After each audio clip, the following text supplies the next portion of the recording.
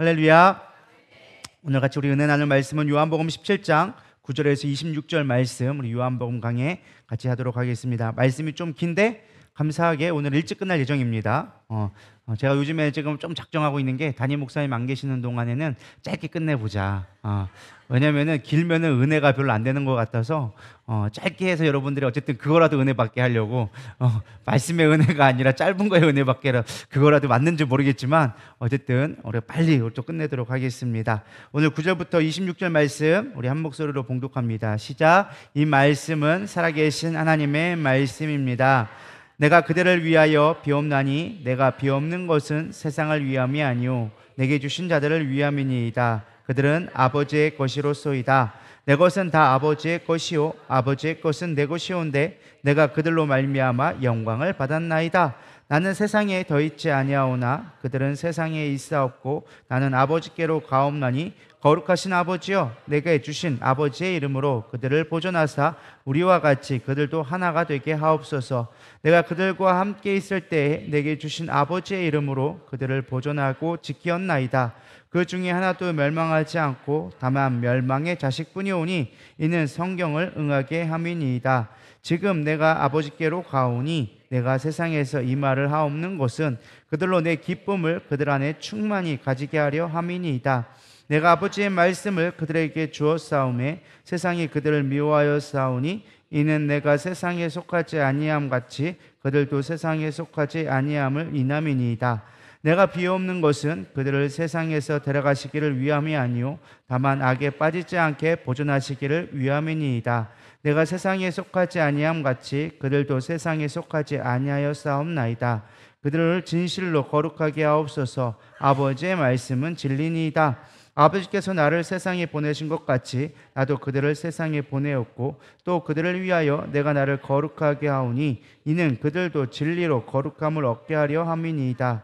내가 비옵는 것은 이 사람들만 위함이 아니오 또 그들의 말로 말미암아 나를 믿는 사람들도 위함이니 아버지여 아버지께서 내 안에 내가 아버지 안에 있는 것 같이 그들도 다 하나가 되어 우리 안에 있게 하사 세상으로 아버지께서 나를 보내신 것을 믿게 하옵소서. 내가 주신 영광을 내가 그들에게 주었사오니 이는 우리가 하나 된 것 같이 그들도 하나가 되게 하려 함이니이다. 곧 내가 그들을 안에 있고 아버지께서 내 안에 계시어 그들로 온전함을 이루어 하나가 되게 하려 함은 아버지께서 나를 보내신 것과 또 나를 사랑하심과 같이 그들도 사랑하신 것을 세상으로 알게 하려 함이로소이다. 아버지여 내게 주신 자도 나 있는 곳에 나와 함께 있어 아버지께서 창세 전부터 나를 사랑하심으로 내게 주신 나의 영광을 그들로 보게 하기를 원하옵나이다. 의로우신 아버지여 세상이 아버지를 알지 못하여도 나는 아버지를 알았사옵고 그들도 아버지께서 나를 보내신 줄 알았사옵나이다. 내가 아버지의 이름을 그들에게 알게 하였고 또 알게 하리니 이는 나를 사랑하신 사랑이 그들 안에 있고 나도 그들 안에 있게 하려 함이니이다. 아멘. 지난번에 우리 같이 요한복음 17장 1절부터 8절까지 보았는데요. 1절부터 8절까지는 예수님이 십자가에 달리기 전 마지막 자신을 위한 기도, 자신이 어떻게 십자가를 감당할지 하나님 앞에 영광을 올릴지에 대한 부분을 기도하는 부분이 1절부터 8절까지 나왔고 오늘 9절부터 26절까지는 두 부분으로 나눠주는데 우선 제자들을 위한 기도, 지금 있는 예수님의 12제자를 뿐만 아니라 이제 그 위에 있는 이제 70여 명의 제자가 있다 따라다녔던 무리들을 위하여서 기도하였고 그 이후에 그들의 제자, 쉽게 말하면 오늘날 우리들이나 교회를 향한 마지막에 중보의 기도를 드린 게 되어지죠. 그래서 17장을 우리가 흔히 뭐라고 부른다고요? 제사장의 기도, 대제사장적 기도라고 불리는 것이 바로 요한복음 17장의 내용입니다. 그래서 예수님은 사실 이 기도를 했을 때 제가 저는 항상 성경을 볼 때마다 그 상황에 한번 들어가 보려고 많이 상상을 하거든요. 예수님이 이 기도를 하셨을 때 어떤 마음으로 기도하셨을까 좀 생각해 보게 되어졌어요. 십자가를 앞에 두고 마지막 기도했을 때 그 간절함. 물론 예수님이 이제 겟세마네 동산에서 이제 정말로 피땀 흘리면서 기도하는 기도도 있겠지만 이게 제자들을 놓고서는 마지막에 이제 기도하는 부분인데 이 기도는 그냥 우리가 쉽게 들을 기도 말씀은 아니다. 그냥 예수님이 산 위에서 산상수훈도 있고 여러 가지 이제 평지수훈이다 하면서 예수님이 강해해 주신 것들이 많이 있는데 그것뿐만 아니라 이제 좀 더 마지막 우리가 죽기 전에는 쉽게 말하면 죽음을 앞두고 있다면 그 말 한마디 한마디에 의미를 두고 정말 무게를 두고 하는 것처럼 이 기도는 가벼운 기도가 아니라 정말로 무게를 두고 했을 기도였을 것이다 라는 것을 묵상하게 되어졌습니다. 그만큼 간절했을 것이고 그만큼 중요하게 여기는 것들을 기도하겠죠. 만약 여러분들이 죄송한 표현이지만은 김 목사님이 그나마 좀 제가 다 배우니까 이제 앞으로 1년 뒤에 죽는다 그렇게 했을 때 그럼 1년 안에 기도를 어떤 걸 기도하시겠어요? 그냥 하나님 이 나라와 민족을 구원해 주세요 이런 기도 할까요? 뭘 기도하겠어요? 천국 가고 기도하고 내 자식을 위해 기도하고 교회 위해 기도하고 어쨌든 내 삶 속에서 가장 중요하다고 여기는 것들을 간구하겠죠. 예수님도 마찬가지였어요. 지금 예수님의 생애 가운데 가장 중요하다 생각하는 것을 기도하셨다라는 것입니다. 근데 자신을 위한 기도, 십자가를 지기 위한 기도는 8절밖에 안 돼요. 그 나머지는 다 지금 뭘 위해 기도하고 있어요? 제자들을 위한 기도를 하고 있다는 거야. 그럼 한마디로 요약해 봤을 때 예수님의 생애 가운데 가장 중요한 게 뭐였다? 제자 삼는 거였다. 그리고 제자들이 세운 제자들이니까 뭐겠어요? 오늘날 말하면 교회와 우리들을 위한 기도가 예수님에게는 가장 중요했던 기도라고 우리가 생각해 볼 수 있다는 것입니다. 그럼 예수님께서 이런 제사장적 기도를 통해서 우리가 제자로서 교회로서 어떻게 살아야 할지 사실은 기도해 주셨다 한다면 우리가 그 말씀의 내용들을 살펴서 우리가 어떠한 교회가 되어져야 되며 우리가 제자로서 어떻게 살아가야 되는지를 좀 생각해 볼 수 있을 것 같습니다. 그래서 우리가 어떻게 예수님의 제자로 참된 교회로서의 사명을 지킬 수 있을까 좀 살펴보려고 하는데요. 첫 번째로는 하나님께 속한 자로 살아가야 한다라고 기도해주고 계시다라는 것입니다. 우리 9절 10절 한번 읽어보겠습니다. 시작. 내가 그들을 위하여 비옵나니 내가 비옵는 것은 세상을 위함이 아니요 내게 주신 자들을 위함이니이다. 그들은 아버지의 것이로소이다. 내 것은 다 아버지의 것이요 아버지의 것은 내 것이온데 내가 그들로 말미암아 영광을 받았나이다. 예수님의 제자들을 위해 첫 번째 기도 가장 중요하게 먼저 했던 것은 제자들의 소유권을 이야기해 주고 있어요. 내게 주셨지만 아버지의 것이다. 다 아버지의 것이다 라고 이야기해 주고 있다라는 것입니다. 성도는 하나님께 속한 소유물이라는 것을 여러분 잊지 않기를 축복합니다. 물론 개인적으로 나는 하나님의 것, 나는 누구의 것? 하나님의 것. 이 믿음도 정말 중요한 믿음이지만 더 중요한 건 우리 좀 생각을 넓혀서 본다면 나만 하나님의 소유가 아니다라는 거예요. 나아가서 누구도 옆에 있는 성도들도 하나님의 것이다라는 거예요. 근데 우리는 나는 하나님의 것이라는 거에 대한 전혀 불편은 없는데 옆 사람이 하나님의 것이라는 거에 대해서 심각하게 조금 고민이 들어오기 시작하는 거예요. 저 사람이 하나님의 사람이라고? 저런 사람도 하나님의 사람이라고? 막 이런 심각한 이제 갈등을 겪기 시작하는 것이죠. 예를 좀 비유를 들어볼게요. 이게 이게 좋은 요거는 스마트워치지만 이게 되게 오래되고 낡은 시계라고 생각해 보시기 바랍니다.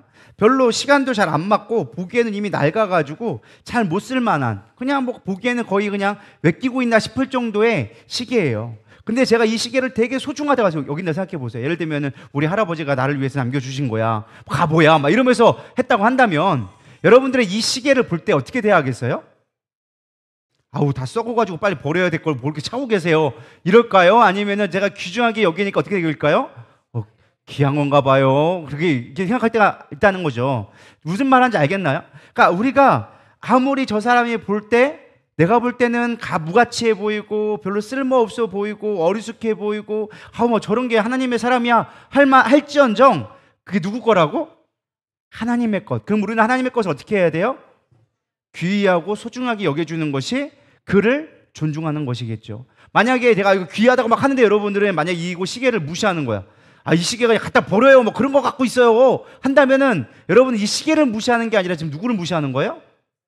저를 무시하는 거죠. 왜? 제가 소중히 여기는 거에 대해 무가치 여기는 건 누구를 무시하는 거야? 저를 무가치하게 여긴다는 거야. 왜? 내가 무가치하니까 얘도 무가치하게 보인다라는 거예요. 이해가 되시죠? 우리가 옆에 있는 사람이 정말 쓸데없어 보이고 아무 가치 없어 보인다 할지라도 하나님의 것이라고 한다면 내가 볼 때는 별로 그냥 어쩌다 메주덩어리가 떨어졌나 그렇게 생각이 들어도 하나님 보시기에 귀하다면 우리는 뭐 할 수 있어야 되는 거야?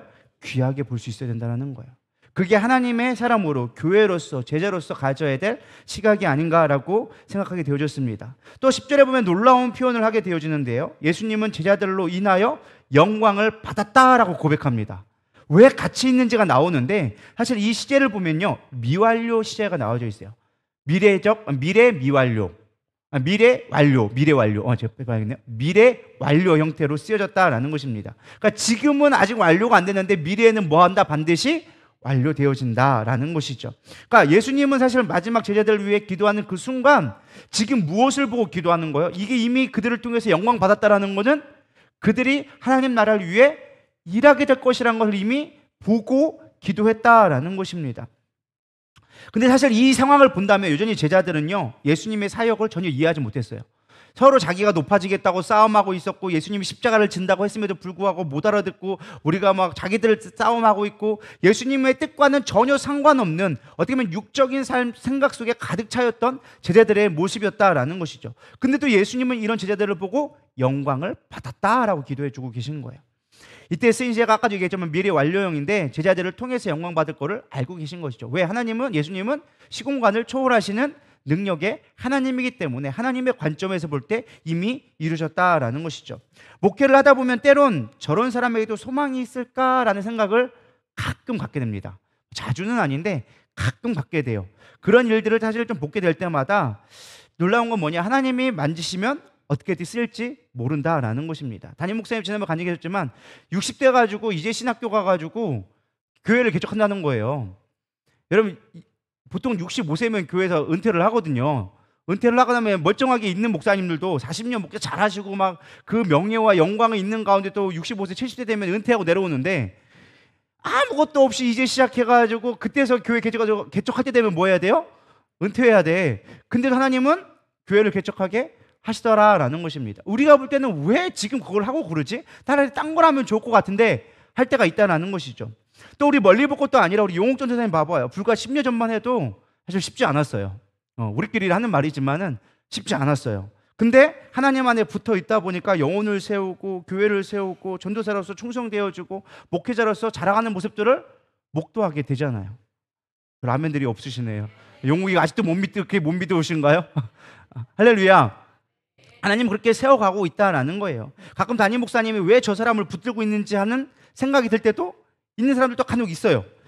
좀 비전 있고 말귀 좀 알아듣고 교회의 일꾼이 될 만한 사람 좀 데려다 쓰면 얼마나 좋을까 싶은데 이거는 고집도 세고 자기 멋대로 하고 내버려둬라 하고 그냥 성경적 표현으로 한다면은 다 같이 다 양 같아서 각기 제 길로 갔더니 막 자기 뜻대로만 가는 사람들이 있단 말이에요. 전혀 이 사람은 하나님의 비전이 없을 것 같은데도 불구하고 즐기게 붙들고 있는 거예요. 근데 놀라운 건 그럼에도 불구하고 제가 20년 목회를 하면서 쭉 보니까 길들여지는 사람들이 있다는 거예요. 그때는 정말 청방지축에 오두방정에 어디에 뭐 쓸데가 없었지만 그럼에도 불구하고 하나님의 글을 붙들고 있으니까 하나님이 포기하지 않으니까 담임 목사님도 포기하지 않고 그러다 보니까 하나님이 일하시는 것들을 보게 되어진다라는 것입니다. 우리 모두가 하나님의 소유임을 마음판에 새기기를 축복합니다. 지금은 띨띨해 보이고 속된 말로 자기밖에 모르고 싸가지도 없고 띨띨하고 오만방자하지만 주님이 만지시면 쓰실 날이 있다. 그러니까 옆에 있는 사람 보고 지금 실망할 거 없어요. 언젠가 주님이 쓰실 때가 있다 없다? 있다. 그러니까 우리는 지금 보고 낭망하지만 지금 보고 낭망할 게 아니에요. 앞으로 하나님이 하실 일들을 우리는 기대하며 기도해 줄 수 있는 저런 되기를 소망합니다. 할렐루야. 이게 쉬운 일은 아니에요, 사실은. 옆에 있는 게 우리는 현실을 살아가다 보니까 당장의 모습에 급급하지만 하나님은 만들어 가신다라는 것입니다. 저를 봐도 그런 것 같아요. 제가 목회할 때 초창기 때 전도사 때 저는 그때는 되게 잘하는 줄 알았어요. 근데 지금에서 그때를 보라면 참 와 살아있는 게 은혜다 뭐 이럴 때 정도로 생각했고 제가 예전에 설교했던 걸 저는 설교를 그래도 잘 이렇게 보관을 해놓은 편이거든요. 제가 했던 파일은 물론 날아간 것도 있겠지만은 저는 다 타이핑을 하다 보니까 이게 데이터로 다 남아 있어요. 우리가 굳이 영상 찾아보고 저는 설교를 딱 할 때마다 제가 예전에 했던 설교들을 한 번씩 돌아봐요. 내가 예전에 어떻게 설교했지? 어떻게 묵상을 했지? 어떤 말씀으로 전했지? 하면서 제가 했던 것들을 좀 보는 경우가 종종 있는데 가끔 딱 보면은 웬 햇소리를 잔뜩 써놓은 게 있어요. 와 이렇게 써놓고서 네가 설교를 했다고? 진짜 제가 보면서도 부끄러울 때가 있는 거예요. 왜 이렇게 햇소리를 해놓고 그때는 얼마나 열심히 했을 거 아니겠어요? 성도들도 또 그것도 아멘 하면 했을 거 아니에요. 그러니까 여러분들 띨띨하고 저도 띨띨했던 거예요. 근데도 불구하고 우리는 은혜 받았단 말이에요. 그러니까 놀라운 거예요. 하나님도 이게 은혜구나. 그때는 참 그렇게 띨띨했는데 지금에 보면은 하나님은 그만큼 또 성장시키고 성숙시키고 만들어 주셨다라는 것입니다. 그러니까 여러분도 그때도 띨띨했지만은 지금은 그 많은 거에 대해 성장을 했겠죠. 저도 그만큼 또 성장을 했으니까 따라오는 거겠고. 할렐루야. 그러니까 우리가 서로 갚으시기로 서로에게 뭐라 할 필요 없다라는 거예요. 할렐루야. 잘나봐야 거기서 거기라는 거예요.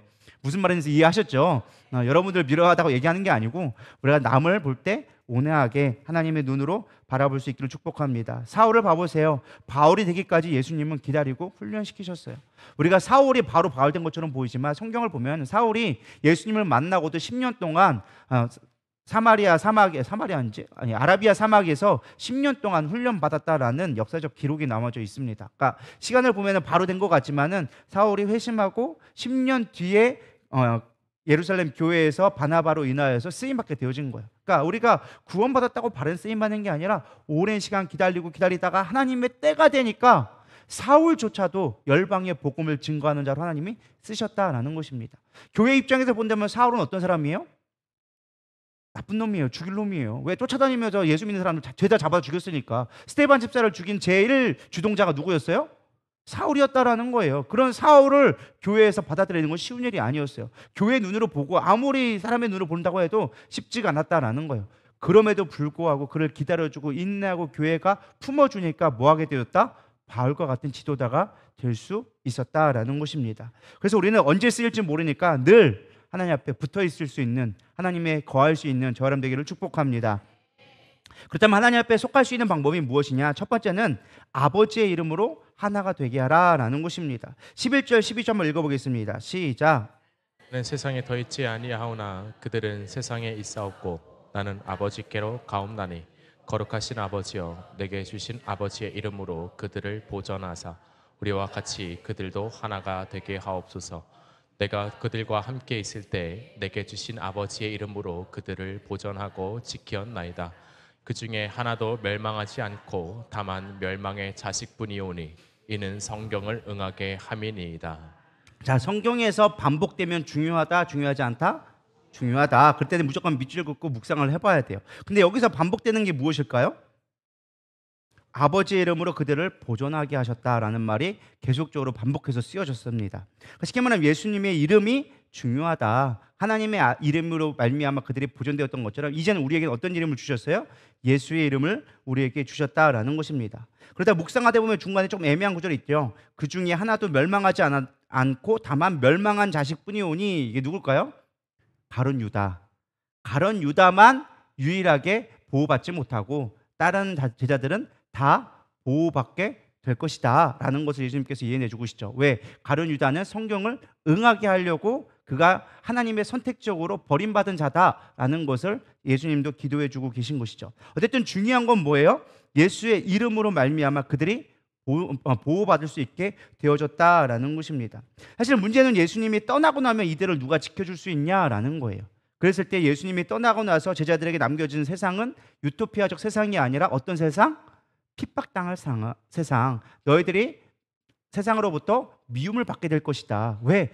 세상과 너희가 다르기 때문에 미움받게 될 것이다 라는 것이죠. 사실 요한복음 3장 16절에 보면 우리가 잘 아는 말씀 있죠. 하나님이 세상을 이처럼 사랑하사. 근데 이 세상은 하나님 보시기에 좋은 세상이었을까요? 안 좋은 세상이었을까요?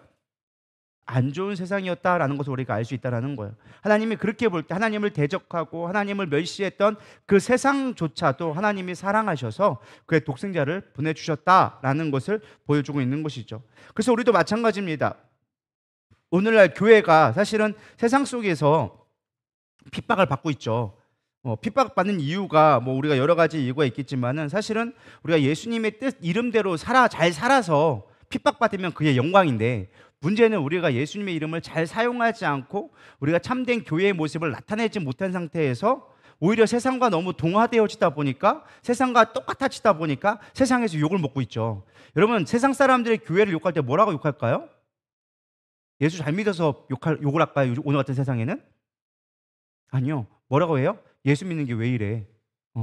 예수 믿는데 세상 사람과 똑같고 심지어는 세상 사람보다 더하다라는 것입니다. 세상 사람보다 더 악하다. 야, 예수 믿으면 착해야 되고, 예수 믿으면 선해야 되고, 예수 믿으면은 너희들이 세상과 뭔가 구별된 모습을 보여줘야 되는데 너희들 어떻게 세상보다 더하냐? 그래서 세상 사람들이 욕하는 게 뭐예요? 너는 왜 세상하고 똑같아? 라고 하면서 욕을 하고 있다는 것이죠. 그러니까 지금 교회가 욕먹는 이유가 뭐예요? 세상과 달라서 욕먹고 있어요? 세상과 같아서 욕먹고 있어요? 같아서 욕먹고 있다는 거예요. 그래서 우리는 뭐 해야 돼요? 깨어 있어야 된다는 거예요. 세상과 달라도 욕을 먹고 세상과 같아도 사실 욕을 먹어요. 우리는 그럴 수밖에 없는 존재예요. 그러나 우리가 어차피 욕먹을 거에는 어떻게 욕먹어야 된다? 세상과 다름으로 인하여서 욕먹을 수 있어야 된다는 거예요. 핍박받을 수 있어야 된다요. 왜? 그것이 우리 가운데 영광이라고 얘기해주고 있으니까. 할렐루야. 사단은 우리가 가만히 내버려 두지 않아요. 우리가 예수를 잘 믿으려 할 때마다 더 핍박을 줘요. 그건 우리에게 영광이에요. 할렐루야. 그 영광을 바라볼 수 있기를 소망합니다. 근데 중요한 건 그걸 이기기 위해서는 반드시 뭐가 필요하느냐? 예수의 이름이 필요하다라는 것입니다. 성경에 보면은 실제로 예수의 이름을 의지하고 이겨냈을 때 그들이 교회를 세워가는 것들을 보게 되어집니다. 그들이 사실 세상 속에 끊임없이 핍박을 당하게 되어지죠. 예수님의 제자들이 핍박을 당하지만 예수님 이후에, 예수의 부활 승천 이후에 그들에게 나타난 것은 무엇이냐? 예수의 이름으로 세상을 이겨나갔다라는 것입니다. 사도행전 3장 6절에 보면 베드로가 이르되 은과 금은 내게 없거니와 내게 있는 것은 내게 주노니 곧 나사렛 예수 그리스도의 이름으로 걸으라 하고, 사도행전 4장 12절에 보면은 다른 이로서 구원을 받을 수 없나니 천하 사람 중에 구원받을 만한 다른 이름을 우리에게 주신 일이 없음이라. 예수 이름으로만 구원받을 수 있다. 빌립보서 2장 9절에서 11절에 보면 이름으로 하나님이 그를 지극히 높여 모든 이름 위에 뛰어난 이름을 주사 하늘에 있는 자들과 땅에 있는 자들과 땅 아래에 있는 자들로 모든 무릎을 예수의 이름에 꿇게 하시고 모든 힘으로 예수 그리스도를 주라 시인하여 하나님 아버지께 영광을 돌리게 하셨느니라. 예수님이 돌아가신 이후에 예수님의 제자들이 온전히 세워질 수 있는 능력이 어디서 나왔다? 예수의 이름에서부터 나왔다라는 것입니다. 마태복음 12장 28절에 보면은 그러므로 내가 하나님의 성령을 힘입어 귀신을 쫓아내는 것이면 하나님의 나라가 이미 너희에게 임하였다라고 말씀해주고 있습니다. 우리가 예수의 이름으로 마귀를 대적할 때 마귀는 떠나간다라고 얘기해주고 있습니다. 그럼 마귀가 떠나갔을 때 우리 안에 뭐가 임하게 되어진다? 하나님의 통치, 하나님의 나라가 이루어진다라고 이야기해주고 있습니다. 쉽게 말해 우리가 세상 속에 속하지 아니하고 하나님 나라에 속할 수 있는 방법이 뭐예요? 예수의 이름의 권세를 사용할 때 우리는 하나님 앞에 속해 있을 수 있다라고 이야기해주고 있다라는 것입니다. 정리가 되시죠? 좀 어려운 내용을 계속적으로 성경적으로 풀어갔는데 우리가 예수 이름을 잘 사용할 수 있어야 되리라 믿습니다. 예수 이름으로 마귀를 대적할 때 교회는 하나가 되게 되어져 있어요. 성도 간의 교회로서 그리스도와 하나가 되는 것은 모두 예수의 이름으로만 가능하다라는 것입니다. 여러분 기도할 때 어떻게 기도해요? 마지막에 예수님 이름으로 기도합니다라고 해요. 왜요? 예수의 이름이 능력이기 때문에. 믿으십니까? 그런데 그걸 너무 습관적으로 그냥 예수님의 이름으로 기도합니다, 그거를 마치 그냥 마무리표, 마침표처럼 할 것이 아니라 그 이름의 능력을 여러분 의지하여서 기도해야 된다라는 것입니다. 1시간 동안 기도했다 할지라도 예수의 이름의 능력을 의지하지 않는다면 그거는 그냥 떠도는 소리일 수밖에 없어요. 울리는 꽹과리가 될 수밖에 없어요. 그러나 그 이름의 능력을 의지할 때 우리가 단 한마디만 할지라도 그 기도에는 능력이 나타날 수밖에 없다라는 거예요. 왜? 예수의 이름의 능력이 있기 때문에 그렇다라는 것입니다. 저는 그래서 저와 여러분들이 무엇보다 예수의 이름을 사용할 수 있고 그 능력을 의지할 수 있는 저런 되기를 축복합니다. 내 마음이 안 들거든 뭐 해야 돼요? 예수 이름으로 기도할 수 있어야 돼요. 내 능력으로 안 될 때 뭐 해야 되는 거예요? 예수 이름으로 선포할 수 있어야 된다는 거예요. 예수 이름으로 선포하노니 뭐 예를 들어서 재정의 문제 해결될지어다, 내게 있는 뭐 아프게 하는 것들을 떠나갈지어다, 내 마음을 무겁게 하는 것들은 떠나가라. 예수 이름으로 대적하고 나가야 되리라 믿습니다. 물론 우리가 주의 보혈을 뿌리는 것도 정말 능력이 있겠지만 더 능력인 것, 성경적인 것은 예수의 이름인 걸 믿으시기 바랍니다. 예수 이름의 능력이 여러분이 있어야 돼요. 생각에 사로잡히지 말고 마음의 감정에 뺏기지 말고 예수의 이름으로 마귀를 대적할 수 있기를 축복합니다. 두 번째, 우리가 하나님 앞에 속하려면 말씀으로 하나 되게 해야 된다라고 이야기해주고 있습니다. 우리 14절부터 17절까지 읽어보겠습니다. 시작. 내가 아버지의 말씀을 그들에게 주었사오매 세상이 그들을 미워하였사오니 이는 내가 세상에 속하지 아니함 같이 그들도 세상에 속하지 아니함으로 인함이니이다. 내가 비옵는 것은 그들을 세상에서 데려가시기를 위함이 아니요 다만 악에 빠지지 않게 보존하시기를 위함이니이다. 내가 세상에 속하지 아니함 같이 그들도 세상에 속하지 아니하였사옵나이다. 그들을 진리로 거룩하게 하옵소서. 아버지의 말씀은 진리니이다. 네, 세상에 속하지 않기 위해서, 하나님 앞에 속하기 위해서 우리가 무엇보다 필요한 것이 무엇이다? 말씀이다. 말씀이 그들에게 주었고 세상이 그들을 미워하게 만들었다. 세상에 속한 것이 아니라 오히려 세상을 대적하게 만들었다. 그리고 그 말씀은 진리다라고 이야기해주고 있습니다. 복잡하게 쓰여있는데 정리하면 이렇습니다. 진리는 성도를 거룩하게 한다. 거룩함으로 악에게 빠지지 않게 한다. 진리는 하나님의 말씀이다. 즉 하나님의 말씀이 있을 때 세상에 넘어가지 않는다라고 얘기해 주고 있어요. 그래서 여러분 말씀이 여러분 가운데 내리기를 소망합니다. 말씀을 습관적이라도 볼 수 있어야 돼요. 믿으십니까? 여러분 아침에 묵상하고 계신 분, 참 이거는 부끄러워서 말 못하겠죠. 한다고 하자니 안 한다고 하자니 뭔가 찔릴 것 같고, 그죠? 여러분 매일 말씀을 묵상하기를 소망합니다. 꼭 생명의 삶이 아니다 할지라도 여러분 말씀을 꼭 묵상하고 주야로 말씀을 묵상할 때 그것이 여러분들을 지키고 보호하게 되리라 믿습니다. 에베소 교회에게 바울이 얘기했던 건 뭐예요? 하나님의 말씀이, 하나님의 언약이 너희를 지켜주기를 원한다고, 은혜가 너희를 지켜주기 원한다고 항상 바울이 기도했던 모습을 볼 수 있습니다. 여러분 말씀이 우리를 지켜주는 것입니다. 믿으십니까? 근데 이 말씀이 뭐라고 나와 있어요? 진리다라고 얘기하고 있어요. 여러분 진리가 무엇일까요? 많은 사람이 진리를 좀 어려워합니다. 근데 진리라는 말의 의미를 좀 살펴보면 우리가 쉽게 알 수 있습니다. 진리는 원어로 보면은 알레테이아라는 말을 썼습니다. 알이라는 말이 이게 접속어인데 알은 부정 형태예요. 그리고 레테라는 말에 이제 파생형으로 레테이아라는 말 썼는데, 여러분 레테라는 말 혹시 들어보셨나요? 레타라는 말 잘 안 들어보셨죠? 이게 그리스 로마의 신에 보면은 레테의 강이라는 말이 나옵니다. 이게 누구냐? 이제 지하 세계로 가기 위한 강이 있는데 그 강 이름이 레테의 강이에요. 그러니까 우리나라로 말하면은 요단강 건너가 만날이 있잖아요. 죽음의 강을 일으켜서 레테의 강이라고 불렀어요. 왜 레테의 강이라고 불렀느냐? 레테라는 뜻이 망각이라는 뜻이에요. 그래서 그들이 죽음을 넘어갔을 때 그 망각의 강에서 그 물을 마시면 그 이전의 모든 기억이 지워져 버리는 거예요. 망각되어지는 거예요. 그래서 다른 세상으로 가게 되어지는, 다른 존재로서의 삶을 살게 되어지는, 그래서 망각의 셈이라는 거, 혹시 영화나 드라마 같은 데 보면 나오잖아요. 이게 가면 요단강 같은 데 나와가지고 가가지고 거기 이 강 건너가면 이제 세상과는 모든 이별이 끝납니다, 연이 끝납니다 막 그러면서 나오는 거 나오잖아요. 그런 것과 비슷한 거의 뉘앙스인 것 같아요. 그래서 이 레타라는 게 망각이다. 근데 아까 얘기했죠, 여기에서 알이 뭐예요? 부정, 깨트린다 라는 뜻이 있어요. 그러니까 쉽게 말하면 뭐예요? 알레테이아라는 말은 뭐예요? 망각을 깨트리다 라는 뜻이 진리라는 뜻에 있습니다. 이 알레테이아는 우리가 망각을 깨트리는 건데, 우리가 무엇을 망각하고 있느냐? 하나님의 말씀이 우리의 어떤 망각을 깨트리느냐? 우리가 하나님의 형상이라는 것을 알게 하는 것이 진리다라는 거예요. 이게 이해가 되시나요? 좀 어려운 말로 하니까 여러분들이 조금 혼미스러운 것 같긴 하는데, 우리는 하나님의 형상으로 지어진 사람들입니다. 근데 세상 사람들은 그것을 알까요? 모를까요? 몰라요. 왜요? 망각 속에 살아가니까. 무엇이 진리인지를 모르고 살아가요. 우리가 어떠한 존재인지를 모르고 세상의 흐름에, 세상의 풍속에 따라 살아가고 있다는 거예요. 근데 우리가 말씀이 들어오면서 우리가 무엇을 깨닫게 되어져요? 아, 나는 하나님의 자녀다. 나는 하나님의 형상대로 창조되었다. 내 안에 하나님의 영이 있어야 영이 살아 살 수 있다라는 진리를 깨우치게 되어진다는 거예요. 깨닫게 되어지는 거예요. 믿으십니까? 물론 그것이 지식의 수준으로 멈춰 있으면 그게 깨달아지지 않지만, 여기서 말하는 진리라는 것은 그것이 내 마음에 들어와서 내 삶으로 깨달아지는 것, 내 삶의 존재 이유와 정체성에 대해서 깨닫게 되어졌을 때 그것을 진리다라고 얘기하는 거예요.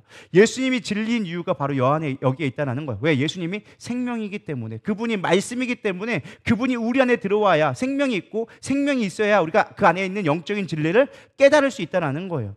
이해가 되시나요? 조금 어려운 내용이, 오늘 요한복음이 원래 조금 어렵긴 한데 이걸 좀 깨닫기를 소망합니다. 그래서 우리가 단순하게 거룩하다, 진리가 너희를 거룩하게 한다고 하는데, 단순하게 진리를 성경을 외우고 기도 오래 하는 것을 거룩함으로 생각하는데 그렇지 않습니다. 거룩함은 내가 하나님의 형상으로 드러나게 되어지는 것이 거룩함이라는 거예요. 믿으십니까? 진정한, 그래서 예수님이 뭐라고 했어요? 레위기면 내가 거룩하니 너희도 거룩하라. 이게 무슨 말이에요? 내가 하나님 되니까 너희도 하나님됨을 드러내라는 거예요. 옛날에 제사의 목적은 무엇인 줄 아십니까? 죄를 사하는 것뿐만 아니라 뭐 하는 거예요? 하나님을 드러내는 거예요. 하나님을 높여드리는 거예요. 믿으십니까? 그래서 성경에 보면은 솔로몬이 있지만은 거기 에티오피아에 이제 여왕이 와가지고 뭐 했어요? 솔로몬의 예배하는 모습을 보고 당신은 복되도다, 복되도다. 당신의 신하들은 복되도다. 하나님을 예배하는 이 모습을 보니 진리가 그 안에 있다라고 얘기하고 있는 거예요. 우리가 예배할 때, 하나님을 드러낼 때 그 안에 하나님의 거룩함이 묻어나기 시작하는 거예요. 믿으십니까? 그러니까 여러분들이 이 시간 예배 드릴 때 하나님의 말씀이 내 안에서 나의 정체성을 깨우기 시작할 때 여러분들은 거룩해지기 시작한다라는 거예요. 거룩해질 때 세상으로부터 구별되어지는 거예요. 거룩이란 말 또 다른 의미가 뭐예요? 구별되다라는 뜻이에요. 다른 게 구별되어졌다. 세상과 세상에 속하지 아니하고 너희가 하나님께 속했다라는 것을 거룩하다, 구별되어졌다라고 얘기해주고 있는 거예요. 우리가 예배할 때, 하나님 앞에 온전히 나아갈 때 우리는 거룩해지고 구별되어진다라는 것입니다.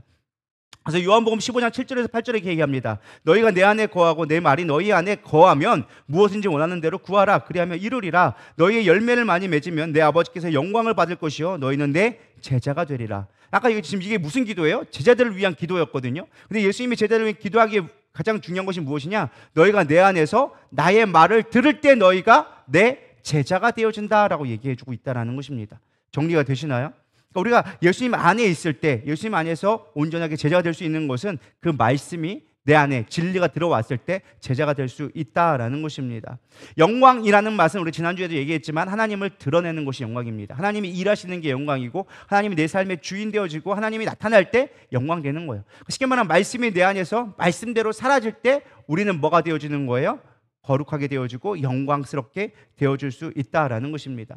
우리의 성도에 있어서, 교회에 있어서 가장 중요한 건 하나님의 거룩함을 나타내고 영광스럽게 되어지는 거예요. 할렐루야. 저 여러분들이 거룩해지기를 축복합니다. 말로만 거룩한다고 해서 뭐 거룩한 옷, 세마포를 입고 뭐 성의를 입어야만 그렇게 되는 게 아니고, 기도를 막 신목소리로 할렐루야 한다고 여러분 거룩하게 되는 게 아니고, 기도만 오래 한다고 그렇게 되는 게 아니고, 뭐예요? 하나님이 드러나야 거룩한 거예요. 내 안에 말씀대로 이루어져야 그게 거룩한 거예요. 하나님이 일하셔야 우리는 영광스럽게 되어지는 거예요. 할렐루야. 그렇게 될 수 있기를 축복합니다. 나의 믿음이 아니라 하나님이 우리를 향한 우리 가운데 일하심으로 나타날 수 있는 그런 저와 여러분 되기를 소망합니다. 세 번째는 복음을 증거함으로 하나가 되게 하셨다라는 것입니다. 교회가 하나가 되어야 합니다. 대부분 많은 사람들이 하나가 된다라고 하면은 성도들의 연합을 생각합니다. 근데 성도들의 연합까지는 좋은데 뭘 어떻게 생각하느냐? 똑같은 걸 생각해요. 카피를 생각해요. 거룩한 모습으로 똑같이 돼야 된다고 생각을 해요. 사실 그게 이단들의 특징이거든요. 이단들의 신천지의 특징들은 뭐예요? 똑같아야 돼. 그래서 옷도 똑같이 입어야 돼. 흰 옷에 검은 바지. 거기서 벗어나면 안 돼. 거기서 벗어난 사람들은 너는 거룩하지 못한 거야. 너는 교회에 연합되지 못했어. 하나 되지 못했어 라고 이야기한다는 거죠. 그래서 이단들의 특징들은 무엇이냐? 옷까지 똑같이 입어야 돼. 똑같이 카피되어지는 것이 연합이라고 생각하고 있단 말이에요. 근데 성경에서의 연합은 카피하는 게 아니에요. 근데 우리도 모르는 사이에 우리는 늘 그렇게 생각해요. 우리가 만들어 놓은 거룩한 모습 있잖아요. 뭐예요? 기도 열심히 하고, 성경 열심히 보고, 교회 예배 한 번도 안 빼놓고, 헌금 잘하고, 봉사 잘하고, 목사님만 무조건 순종하고. 할렐루야. 별로 아멘들이 없으시네요. 우리가 생각하는 거룩함 그거 아니에요? 그게 신앙생활 잘하는 거고, 그게 연합되어지는 모습이잖아요. 그렇게 하면 아신시라고 우리가 연합되어진구나. 근데 성경에서 말하는 연합의 모습은 그것과는 조금 차이가 있어요. 오히려 그런 모습보다는 오히려 뭐냐? 다양성을 인정해주고 있어요. 그래서 제가 항상 얘기하는 거, 어제도 제가 학교에서 때 얘기했지만, 우리가 성도에 연합하려면 가장 중요한 건 카피가 아니라 하모니가 되어져야 된다. 서로의 다른 모습, 서로의 다른 소리지만 우리가 성가대 할 때 정말로 딱 닭살 돋는 그런 때가 있어요. 서로의 파트를 딱 하는데 한 소리처럼 쫙 들려오는 때가 있어요. 맞아요? 틀려요? 그런 소리가 있다니까요. 딱 아름답게 하모니가 딱 일어나는데 그게 분명히 여러 소리인데도 불구하고 막 분리를 못하겠는데도 불구하고 막 한 소리처럼 막 들려온단 말이에요. 근데 그게 너무 아름다운 타이밍이 있단 말이에요. 그 멜로디 하나하나가 열고 악기랑 딱 조화돼서 올라오는 그런 모습일 때, 하나 같은 느낌일 때 우리는 그것을 이제 환희라는 말로 표현을 하죠. 우리가 환희를 느낄 수 있는 게 성경에서의 연합의 의미예요. 서로가 각자의 모습이 있지만, 서로의 각각의 모습이 있지만, 그럼에도 불구하고 하나가 드러나기 시작하는 거예요. 누가 드러날까요? 예수님이 드러나는 거예요. 그럴 때 교회는 연합되어지는 거예요. 조금 더 선교에 비교를 한다면, 교회 예배를 좀 비유한다면, 누구는 저는 설교를 하고, 누구는 방송을 하고, 누구는 악기를 하고, 누구는 안내를 하고, 그럼에도 불구하고 이 모든 자리에서 누가 드러나는 거예요? 예수님이 드러나는 거예요. 찬양을 해도 예수님이 드러나고, 말씀을 증거하는데도 예수님이 드러나고, 방송하는 그 섬김에도 예수님의 모습이 보여지기 시작하는 거예요. 근데 우리는 그런 모습들을 잘 못 봐. 누가 섬겨주는 거에 대한 것을 당연하게 여기고 그거에 대해서 불평불만을 하는 거예요. 밥을 해줬으면 감사히 먹어야 되는데 짜니 맵니 싸니 뭐 이렇게 얘기하고 있고, 찬양을 하는데 왜 쟤네 음정박자가 틀리니 뭐하니 막 이렇게 하면서 그런 모습만 본단 말이에요. 그럼 뭐예요? 그거는 하나가 되지 못하는 거죠. 그건 누가 하는 거예요? 마귀가 좋아하는 딱지거리를 하는 거죠. 할렐루야. 우리는 연합해야 되리라 믿습니다. 그래서 연합하기 위해서 가장 중요한 것이 무엇이냐? 허물을 덮어주고 용납하고 사랑해 주는 것이 제일 필요해요. 믿으십니까? 이거를 조금 더 고급스러운 말로 표현하면 성숙해져야 돼요. 성도가 성숙해져야 돼요. 근데 우리는 성숙하지 않으니까 딱 애기들이 하는 것만 해요. 어린애들만. 너 이런 거 없지? 나 이런 거 한다? 막 이런 거. 난 이런 거 하는데 넌 이런 거 못하지? 뭐 이런 거. 거기다가 왜 너는 그거밖에 못하니? 하면서 뭐 나는 공부 100점인데 너는 50점이네. 에게게 뭐 이렇게.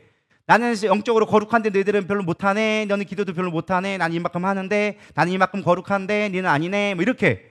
이런 식으로 우리가 딱 초딩 수준에 머무는 신앙적 수준으로 가 있으면 절대로 성장할 수가 없어요. 그건 절대로 연합할 수가 없고 하나가 될 수 없어요. 뭐 해야 돼요? 품어주는 거예요. 믿음이 있는 사람이 믿음 없는 사람 품어주고 용납해주고 이해가 되지 않고 아까도 처음에도 얘기했지만 띨띨해 보이고 안 될 것 같처럼 보여도 주님의 눈으로 보니까 언젠가 주님이 쓰실 거야. 언젠가 주님이 영광 받으실 거야. 그럼 우리 그건 보고서는 기다려주는 거예요. 왜? 나에게 주신 사명이 그것이니까. 믿으십니까? 그게 바로 목양의 마음이고 그게 바로 성도를 살리는 마음이다라는 것입니다. 그래서 우리는 무엇보다 하나가 되어줘야 돼요. 근데 그 하나가 되기 위해서 아까 나왔지만 가장 중요한 건 무엇이냐? 복음을 증거할 때 하나가 되어진다. 교회가 왜 싸우는지 아세요? 교회 안에 막 분열과 갈등이 있을 때 공통적인 특징이 있어요. 그 교회는 전도를 잘 안 나가. 복음을 잘 전하지 않는 교회의 공통적인 특징은 분열이 있을 수밖에 없어요. 자기가 교회를 위한다고 막 해요. 뭐 건축을 하고 대부분 분열되는 이유 중에 하나가 건축 때문에 그래요. 제가 엊그저께 이제 목사님들 이제 대부분 교수님들이거든요. 교수님들 모임을 가졌는데 거기서 이런 얘기가 나왔었습니다. 한 교회가 있는데 실제로 교회 건축을 좀 빨리 하기 위해서 그냥 헌금을 내라면 어려우니까 투자 개념으로 바꾼 거예요. 그래서 어떻게 투자했느냐? 성도들 가운데 뭐 500만 원, 500만 원, 1000만 원, 1000만 원 투자금을 받으면 그 2억을 모아가지고 건축을 하겠다. 그리고 여러분들이 죽거나 혹은 교회를 떠나면 그것을 돌려주겠다. 대신 뭐 이자 같은 건 없다 할지라도 이자를 대신 헌금으로 하고 원금은 우리가 보장해 주겠다라고 해야 하니까 사람들이 헌금 내긴 부담스러운데 나중에 환수할 수 있다고 하니까 기쁜 마음으로 돼서 금방 모아졌대 2억이. 그래서 건축을 딱 해가지고 했단 말이에요. 그렇게 몇 년이 지나갔는데 사람들 마음가운데 은연중에 이렇게 생긴 거죠. 이게 환수가 되나? 뭐 이런 생각이 들기 시작한 거예요. 환수가 되나? 그래서 실제로 어떤 사람이 교회를 나갈 일이 생기게 된 거예요. 그래서 성도가 얘기했대요. 제가 이렇게 몇백만, 예를 들어서 1000만 원 헌금을 했는데 이제 제가 교회를 옮기려고 합니다. 1000만 원 이제 환수해 주시죠. 이렇게 얘기를 한 거예요. 그러니까 은연중에 성도들이나 목사님들 마음가운데 뭐 하는 거예요? 냈으면 끝이지 뭐 그냥 뭐 그거 헌금한 거지 뭐 이제 와서 또 달라 그래? 뭐 이런 분위기로 된 거란 말이에요. 그러니까 이것 때문에 교회 안에 갈등이 생기기 시작한 거예요. 그래서 뭐가 됐느냐? 결국엔 교회가 쪼개졌어요. 그것 때문에 법정 소송이 걸리고 결국 교회가 어려움을 겪게 되어졌어요. 그러니까 시작은 아름답게 시작한 것처럼 보이지만은 계약 조건이 되어지니까 은혜가 안 됐다. 그러면서 실제로 교회가 어려운 일을 당하게 되어졌다. 뭐 이런 얘기가 나오더라고요. 제가 왜 갑자기 이 얘기를 왜 했느냐? 왜 했을까요? 갑자기 없던 얘기라. 중요한 저 뭐였죠? 복음 증거하는 거. 교회가 복음 증거하지 않냐고 이런 거 하면 그게 의로운 것처럼 보이지만 결국에는 문제가 생기게 되어져 있어요. 교회는 어떨 때 문제가 없느냐? 예수 증거해야 문제가 없어요. 아무리 내가 교회를 세우고 교회를 뭐 하겠다 하고 여러 가지 의견들을 내고 뭐 다 필요하다고 얘기하지만 결국 그것들은 인간적인 방법이에요. 교회는 그거 다 필요 없어요. 복음 증거하면 교회는 교회다울 수 있어요. 진짜 아무것도 없이 천막 하나 짚고도 복음 증거하면 거긴 교회가 될 수 있어요. 근데 우리가 너무 많은 것들을 누리다 보니까 정말 중요한 복음은 잊어버리고 다른 것에 너무 시선이 빼앗겨져 있으니까 교회가 교회답지 못하게 되어지는 거예요. 할렐루야. 물론 교회 건축도 중요해요. 우리가 뭐 행사하는 것도 중요하고 뭐 성경 강의도 중요하고 다 중요해요. 근데 중요한 건 무엇이냐? 복음의 정체성을 잊지 않기를 소망합니다.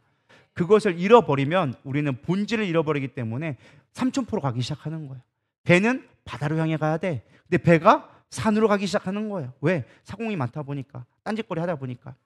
우리는 가야 될 길을 온전히 가기를 소망합니다. 그래서 예수님께 얘기하십니다. 18절에 아버지께서 나를 세상에 보내신 것 같이 나도 그들을 세상에 보냈었고 또 그들을 위하여 내가 나를 거룩하게 하오니 이는 그들로 진리로 거룩함을 얻게 하려 함이니이다. 말씀이 필요한 이유는 우리가 뭐 하려고? 복음을 증거하기 위해서 필요하다라고 이야기해주고 있다라는 것입니다. 아까도 얘기했지만 거룩함은 하나님을 드러내는 것입니다. 복음을 증거할 때 예수님이 드러나게 되어져 있어요. 여러분 복음이 뭐예요? 3분 복음 혹시 외워본 거 뭐 달달달은 아니더라도 내용은 뭔지 아시죠? 뭐예요? 예수님이 성경대로 나를 위해 나의 죄를 위하여서 죽으시고 사흘 만에 부활하셨다. 이게 복음이잖아요. 복음을 증거할 때 누가 드러나는 거예요? 예수님이 드러나고 하나님이 드러나는 거예요. 그러니까 복음을 증거할 때 거룩하게 되어지는 거예요. 거룩함이 있는 곳에 하나님의 임재하게 되어지는 거예요. 그리고 하나님의 능력이 나타나는 거예요. 믿으십니까? 이 단순한 원리를 우리가 모르니까, 적용하지 않으니까 능력의 삶을 살아갈 수가 없는 거예요. 복음을 증거할 때 교회는 강력하게 되어져 있어요. 믿으십니까? 핍박도 많겠지만 그러나 강력한 힘을 얻게 되어지는 거예요. 근데 교회가 그 일을 감당하지 않으면 힘을 잃게 되어지는 거예요. 제가 교회라고 얘기했지만 여러분들에게 적용할 수 있어요. 여러분들의 건강한 신앙을 하고 싶다? 복음을 증거해야 돼요. 예수의 이름이, 예수의 그 복음의 능력이 내 입을 통해서 선포될 때, 그것이 내 귀에 들려질 때 내 안에서 능력이 나오기 시작하는 거예요. 기도하는 것도 능력이 나오기 시작한다는 거예요. 믿으십니까? 그냥 주구장창 앉아만 있는다고 복음의 능력이 나오는 게 아니에요. 그렇게 한다고 영혼이 구원되는 게 아니에요. 선포돼요. 전하지 아니하고 어떻게 듣는 자가 어떻게 듣겠느냐? 너희들이 증거하지 않고 들을 수 있는 자가 어떻게 듣겠느냐? 그들의 믿음을 어떻게 갖겠느냐? 믿음이 없는 자들이. 너희들이 복음을 증거해야 그들이 듣고 믿음으로 들음으로 말미암아, 믿음을 들음으로 말미암아 나지 않겠느냐? 할렐루야. 우리가 복음의 능력을 선포할 수 있기를 축복합니다. 그것이 우리 가운데 능력이 되어주고, 여러분 삶의 문제도 복음 가운데 능력이 나오기 시작했어요. 믿으십니까? 하나님의 복음이 선포될 때 하나님의 은사도 주시는 거고 능력도 주시는 거예요. 할렐루야. 그래서 우리는 전도할 수 있는 저와 되기를 소망합니다. 그럴 때 우리가 주님 안에 있게 되어지는 거예요. 말씀을 정리하려고 합니다. 우리는 마지막 결론적으로 그러기 위해서는 무엇이 필요하냐? 주님과 연합해야 돼요. 마지막 23절에 보면 이렇게 나오져 있어요. 내가 그들 안에 있고 아버지께서 내 안에 계시며. 계속 반복하는 얘기가 뭐예요? 너희가 내 안에 있어라. 내 안에 있어라. 세상에 속하지 말고 내 안에 있어라. 그들로 온전함을 이루어 하나가 되게 하려 함은 아버지께서 나를 보내신 것 같이 또 나를 사랑하심과 같이 그들도 사랑하신 것을 세상에 알게 하려 함이라. 복음을 증거해라. 아버지여 내게 주신 자도 나 있는 곳에 나와 함께 있어. 나 있는 곳에 함께 있어. 이게 사실은 제가 어저께 했던 얘기인데, 예수님의 자리. 예수님의 자리가 어딜까요? 저 천국 어딘가에, 하늘 높은 어딘가에 예수님의 자리가 있을까요? 예수님의 자리가 도대체 어디예요? 우리 학결사 하신 분들은 대답할 수 있겠죠. 예수님 자리가 어디예요? 내 안에? 그것도 맞는 말이지만 거기 있으면 조금 위험해질 수가 있어요. 교회. 교회가 예수님의 자리예요. 교회 건물을 얘기하는 게 아니에요. 우리가 서로 연합되어지고 한 공동체가 되어져서 서로가 서로를 세워가며 복음이 확장되기에 힘쓰는 그런 공동체를 성경에서는 교회라고 얘기하고 있어요. 그곳이 하나님이 계시는 곳이에요. 왜?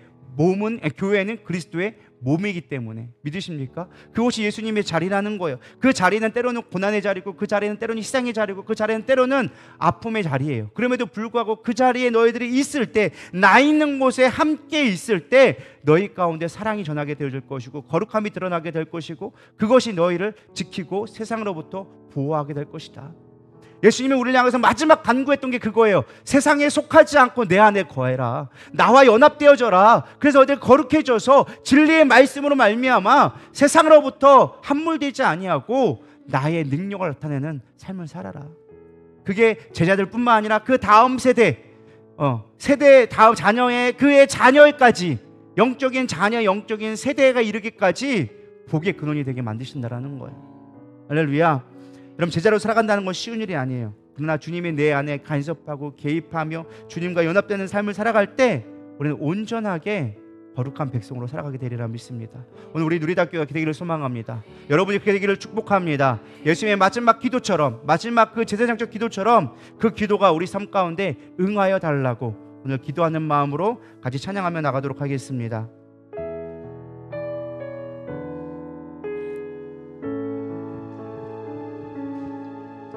나의 안에 거하라.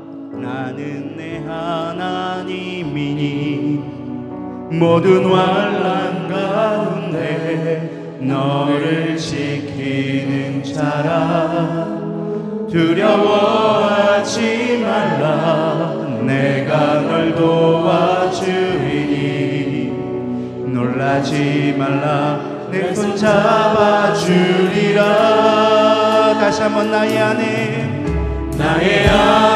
거하라. 나는 내 하나님이니 모든 환난 가운데 너를 지키는 자라. 두려워하지 말라. 내가 널 도와주리니 하지 말라 내 손 잡아주리라 내가 너를 지명하여 불러나니 너는 내 것이라 내 것이라 너의 하나님이라 내가 너를 보배롭고 존귀하게 여기노라 너를 사랑하는 내 여호와라 내가 너를 지명하여 불러나니 너는 내 것이라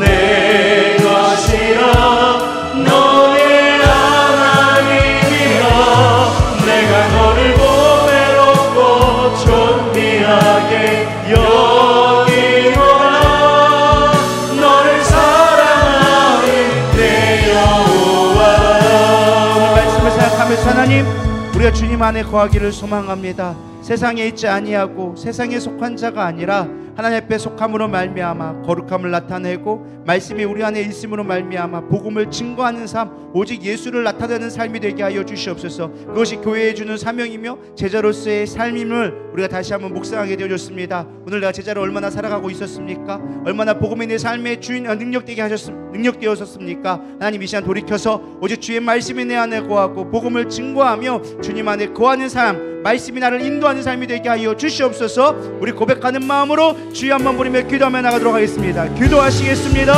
주여 하나님 우리가 얼마나 주님의 말씀에 주의 마지막 그 유언과 같은 기도에 얼마나 부합하며 살았습니까? 우리가 교회됨에도 불구하고 교회되지 못하며 하나님의 능력을 나타내지 못하며 여전히 실패하며 넘어졌던 우리의 모습들 이 시간 돌이키기를 소망합니다. 하나님 내 안에 복음의 능력이 회복되게 하여 주시옵소서. 말씀이 내 안에 거하게 하여 주시옵소서. 주님의 은혜 안에서 열매 맺고 주의 제자로 살아갈 수 있는 참된 삶이 되게 하여 주시옵소서.